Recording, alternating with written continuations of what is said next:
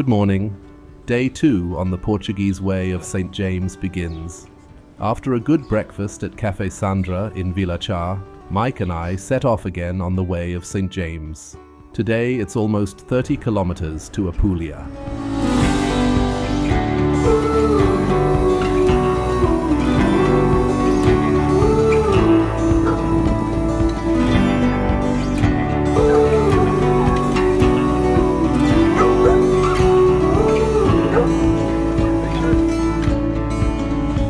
By the way, I'm Sebastian, daddy to 2 boys, and I'm a pilgrim. Today I misjudged the distance. More on that at the end.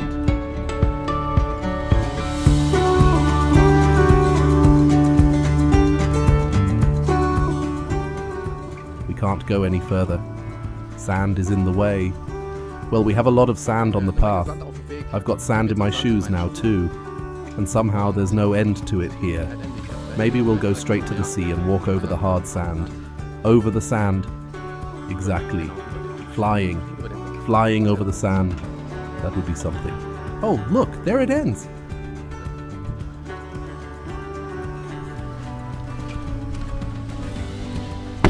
I am going to get rid of my shirt. Yes. You can go on if you want, and I will be there really shortly. Yeah, I think so.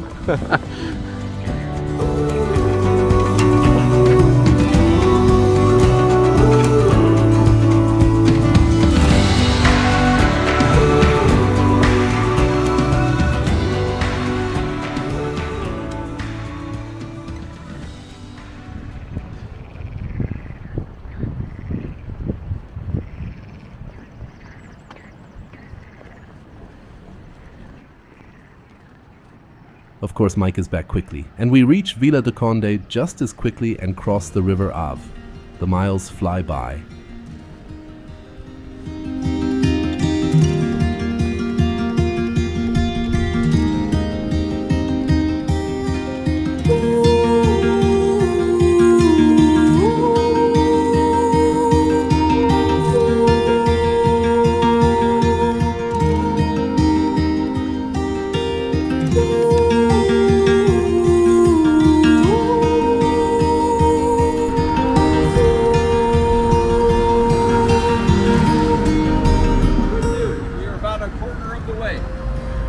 From today? 7.5 kilometers from where we started. Oh, really? Already? Okay, that was easy. Yeah. So, pretty good.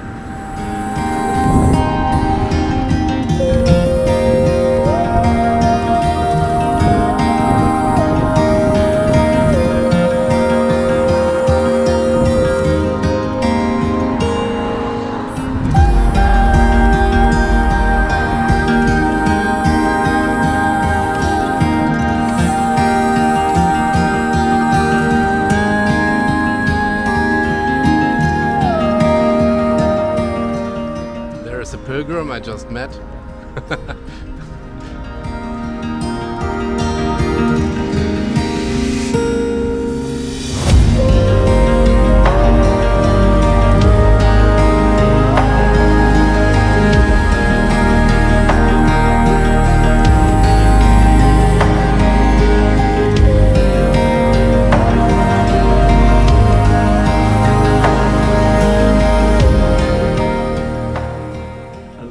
Candles.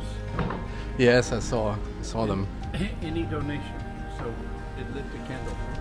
Ah. So now I have no change, only only 100. Only 100.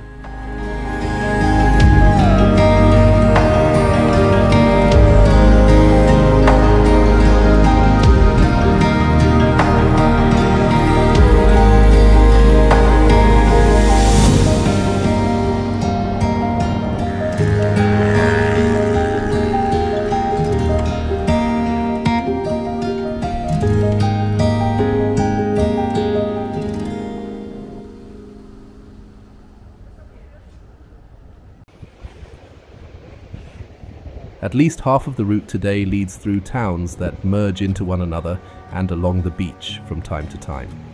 I managed to solve my battery problem to a certain extent, and the bottom line is that we are both only slowly getting used to the Camino and slowly getting used to pilgrimage again. And the question in this restaurant is also, Are we served, or do we have to go behind the bar ourselves? No waiter turns up. Cheers.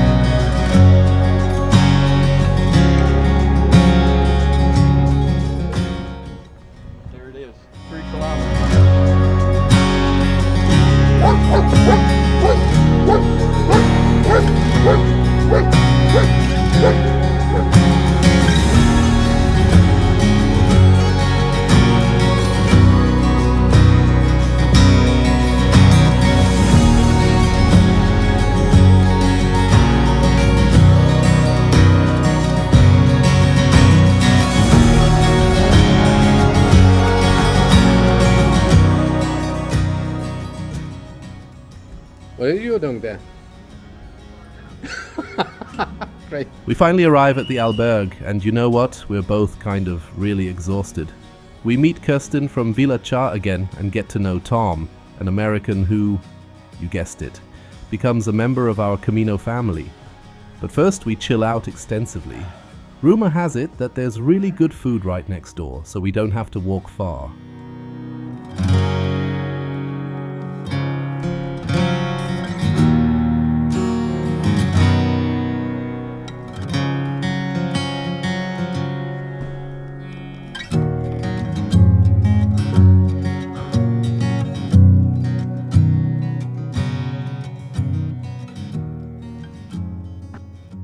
Here I am in the Albergue. There's the building in the background, and there's the laundry that's still drying from us. It's still drying. Yes, it's not finished yet. And today? Day 2 on the Camino Portuguese is behind us. What I learnt today is that they say bom caminho here. Bom with an M. Camino with an H in the middle or somewhere in the last third. And that's what I learnt today. I can speak a bit of Portuguese now. I can say obrigado. Yes, when someone sends me a kindness, you say obrigado. I don't think I will learn more. I'm sorry about that, but that's all it will ever come to. Yes, the realization of the day is that it still hurts.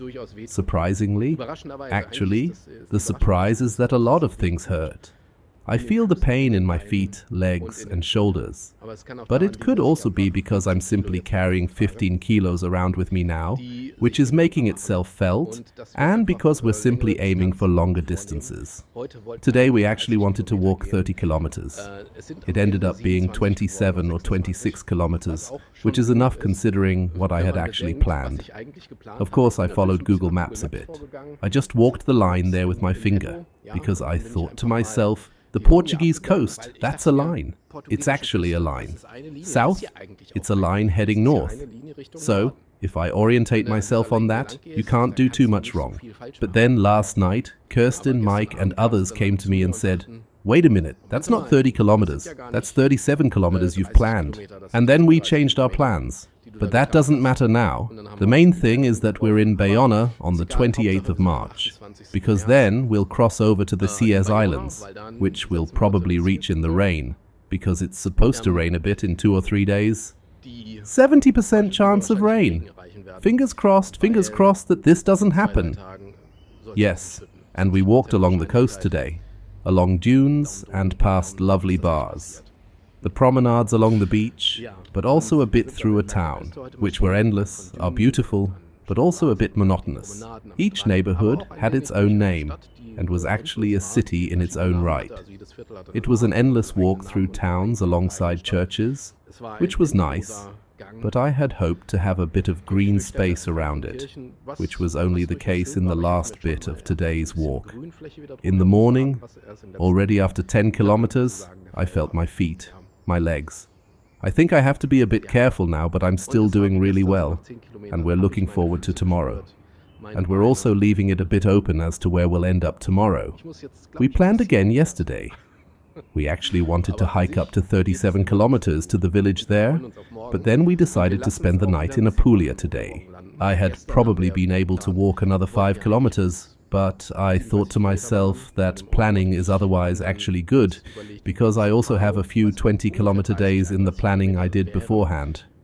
That means if the planning shifts slightly, we're averaging 25 kilometers a day, which is super cool because we can manage 30 kilometers. We can all manage that with the backpack. But if I'm wrong about every day, it's going to be a grab bag anyway. We'll find out. But we don't want to think negatively. So everything is safe, everything is good, and unfortunately, we didn't get anything to eat yesterday. We're hoping for that now. And hopefully there will be fish, because we're on the coast. So if there was anything other than fish, then we'd all be really shaken. No, I'm not. Anyway, the main thing is to eat and drink. Drink, eat. Drinking is one of those things here. You should drink at least a liter because in the evening you were already pretty dehydrated or late in the afternoon.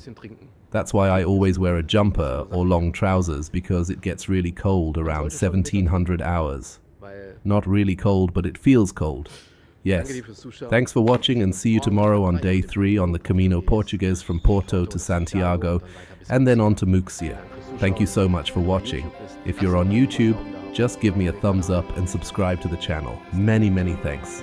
Until then.